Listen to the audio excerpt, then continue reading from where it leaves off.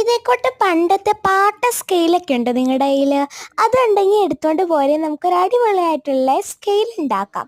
അതിന് വേണ്ടിയിട്ട് ഞാനിവിടെ കോട്ടനാണ് എടുത്തേക്കുന്നത്. ഇതെൻ്റെ ഒരു ലോങ് സ്കെയിലായിരുന്നു. ഇത് ഒടിഞ്ഞു പോയതാട്ടോ. സ്റ്റീൽ സ്കെയിലിൽ നമുക്ക് ഇതുപോലത്തെ ഡെക്കറേഷൻ ഒന്നും ചെയ്യാൻ പറ്റില്ല. ഇതേക്കോട്ടെ ട്രാൻസ്പെറൻറ്റ് സ്കെയിലിൽ മാത്രമേ ചെയ്യാൻ പറ്റത്തുള്ളൂ. അപ്പോൾ നമ്മുടെ പാവക്കുട്ടീന്നോ ഫില്ലോയിന്നോ ഒക്കെ പഞ്ഞി കിട്ടില്ലേ, ആ പഞ്ഞി എടുത്തുകൊണ്ട് പോരെ. മറ്റേ മെഡിസിനിലൊക്കെ തേക്കുന്ന ആ പഞ്ഞി പറ്റില്ല കേട്ടോ, ഇത് കൂട്ട് പഞ്ഞിയേ പറ്റത്തുള്ളൂ. അത് ആ സ്കെയിലിൽ തൊട്ട് പുറകിലായിട്ട് നിങ്ങൾ കുറച്ച് ഒട്ടിച്ചു കൊടുക്കുക. ഫെവിക്കോളും കൊണ്ട് ഒട്ടിച്ചാൽ മതി. ഞാനിപ്പോൾ ഇവിടെ B7000 എന്ന് പറഞ്ഞ ഗ്ലൂവും കൊണ്ടാണ് ഒട്ടിക്കുന്നത്. അതിൻ്റെ മുമ്പായിട്ട് ആ സെൻറ്റിമീറ്റർ തുടങ്ങില്ലേ, അവിടെ ഒരു ഹോൾ ഇട്ട് കൊടുക്കണം കേട്ടോ. ഞാനിപ്പോൾ പപ്പടം കുത്തി ചൂടാക്കിയിട്ടാണ് അവിടെ ഹോൾ ഇട്ട് കൊടുത്തത്. അത് കഴിഞ്ഞിട്ട് ഈ വീഡിയോ കാണുന്ന പോലെ ഒട്ടിച്ചെടുക്കാം. ഒട്ടിച്ചെടുത്ത് കഴിഞ്ഞിട്ട് നിങ്ങൾക്ക് ഇങ്ങനെ ചെയ്തില്ലെങ്കിലും കുഴപ്പമില്ല, നിങ്ങൾക്ക് ഇഷ്ടമുള്ള ഡെക്കറേഷൻസൊക്കെ നിങ്ങൾക്ക് ചെയ്യാം. ഞാൻ ജസ്റ്റ് ഐഡിയ തന്നേ ഉള്ളൂ. പിന്നെ ഞാൻ കുറച്ച് സ്റ്റിക്കർ ഒട്ടിച്ചു കൊടുത്തു.